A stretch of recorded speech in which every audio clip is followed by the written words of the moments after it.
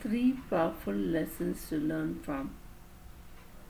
Lessons to learn from an ant, lessons to learn from a grasshopper, and lessons to learn from a bee. I should begin with the story of the fisherman. Most of us know the fisherman's job is to fish and catch fish. But this particular special fisherman had a mindset of his own. He had a small container and he caught a whole lot of fish. But what did he do with the big fish that he caught? They didn't fit into the container, they overflowed. So, since he was not comfortable carrying a big fish in a small container, he threw it back into the river. And he lost a lot of opportunities, and he also lost a chance to change his lifestyle and income. Many of us have overwhelming concerns and anxiety when it comes to saying okay to something big, because we take counsels of our fear, of our doubts, and we want to be comfortable in our own container. And this was how the fisherman really used to do things. Regularly caught fish, and he caught the big ones, threw it back into the river. So when we are in our comfort zone and when there are lots to change and learn and relearn, we tend to make that mistakes. And let us take the story of the ant. The ants work as a team. They also ask for help when they have something big to carry. They share the burden. They also work hard throughout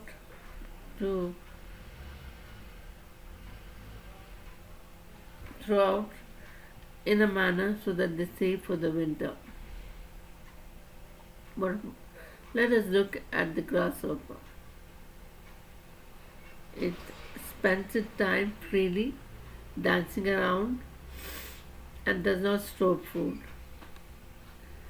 It does not cultivate the habit of saving. And when winter comes, it has a hard time. So is it with us if we do not manage our finances and we are not aware of basic financial awareness. Let us look at these instances. Example, let's say the lady's name, who's a widow, is Shanti, and she lost her husband suddenly, and she was not even aware of a whole lot of things. He was a contractor, and he left no little note from where he borrowed, from who he borrowed, etc. And in came in people asking her that he owed a lot of money and they wanted it back. She was totally caught unaware because she was not kept informed. Lesson number 2 is, when it comes to managing finances, it's always better to have it in writing. Be it your bank account, be it anything, have it down, your account and everything down in writing, so that you have clear proof of what you hold and what you don't hold and who you made the nomination for. And always see that someone in the family is aware of it. And also we have lessons from the bee. The bee, just to get a drop of honey, works constantly and regularly without asking for favors. It puts in the work that it has to do to gather honey, and yes, and the ripple effect of the bee is very productive for mankind. We all know the bees don't exist, mankind too will stop existing. So we have to learn to give more without expectations, and also we have to change a lot of things when it comes to relearning our habits, our mindset, and the way we look at things.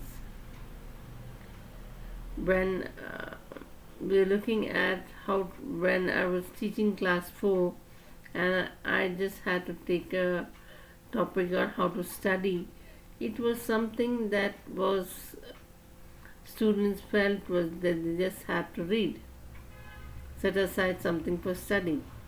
But when you study, you have to set aside a time. You also have to set aside, you have to test what you have studied.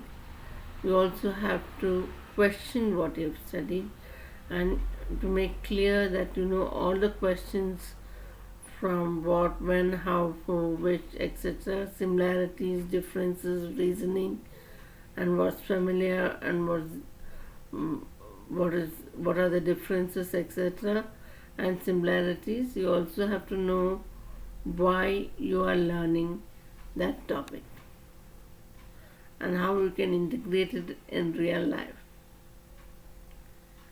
Here comes, as a career counselor, I would like to tell you, even if you're students of art, it's no harm reading science, and if you're a student of and even commerce book, because you get to learn a lot of practical life. And in these things, when we do study, we are also learning to conquer our mindset and habits, and also to overcome our own feeling of I cannot do, or any doubts that we have. We can overcome these by constantly checking our thought process. We can put a stopwatch and we can say stop whenever we feel we're getting thoughts of letdowns. We also can be calm after that. We can deep breathe and be calm and establish the feeling, and also realign ourselves with the purpose for understanding not only ourselves, but when we get recurring thoughts of being put down or let down, we have to stop it with a stopwatch. We need to say stop. It doesn't matter at times when we get those recurring thoughts of disappointment and the feeling of being let down. We can not only say stop, but we can also deep breathe and calm ourselves and get back to being present in whatever we are doing, instead of our time being wasted in recurring thoughts. It's important to use the stoppage by saying stop whenever you get these unhealthy filters that are constantly recurring thoughts and you're not able to resolve it. Yes, being human, making mistakes is a good thing, and also learning from our mistakes is a good thing, and also finding a solution which is a win-win situation to challenges is also a very excellent thing. So taking lessons from nature, from the way we look at life, when we look at the life around us, we also have to learn that we can take away lessons from different characters in life, and also people who we get along with and who we don't get along with. There's something to learn from each one of them, and it is indeed a lifelong process where we learn not only from whom we admire, also from those who give us a bird-bound moment where we can learn something valuable.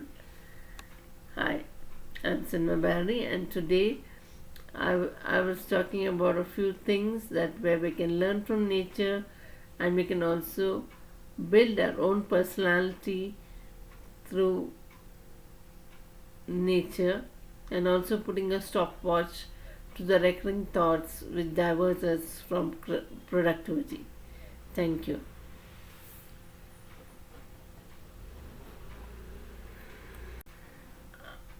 And below I shall be giving a link for the free download. You can go to that link now. Thank you.